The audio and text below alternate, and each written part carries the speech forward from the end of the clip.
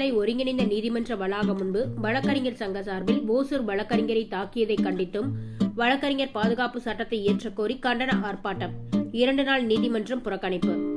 கரூர் மாவட்டம் குளித்தலை ஒருங்கிணைந்த நீதிமன்ற வளாகம் முன்பு வழக்கறிஞர் சங்கம் சார்பில் நடைபெற்ற கண்டன ஆர்ப்பாட்டத்திற்கு வழக்கறிஞர் சங்க தலைவர் சாகுல் ஹமீது தலைமை வகித்தார். வழக்கறிஞர் சங்க செயலாளர் நாகராஜன், மூத்த வழக்கறிஞர்கள் பாலன், காஜா மொய்தீன், செல்வகாந்தி, சரவணன், தமிழ்ச்செல்வன், முருகேசன், மது, மாதவன், வேலு மற்றும் நிர்வாகிகள் முன்னிலை வகித்தனர்.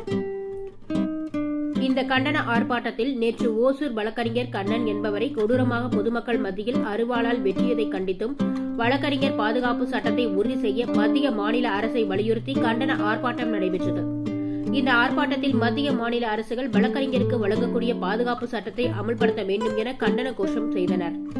இந்த ஆர்ப்பாட்டத்தில் 50க்கும் மேற்பட்ட வழக்கறிஞர்கள் கலந்து கொண்டனர்.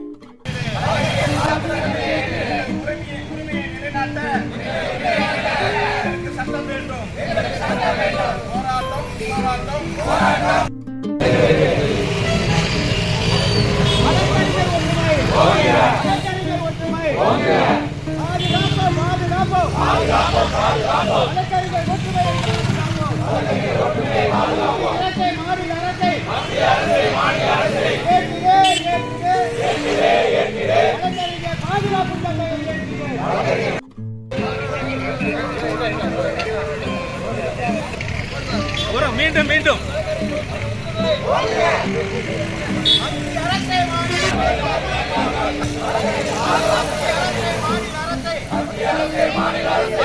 பாதுகாப்பு சட்டத்தை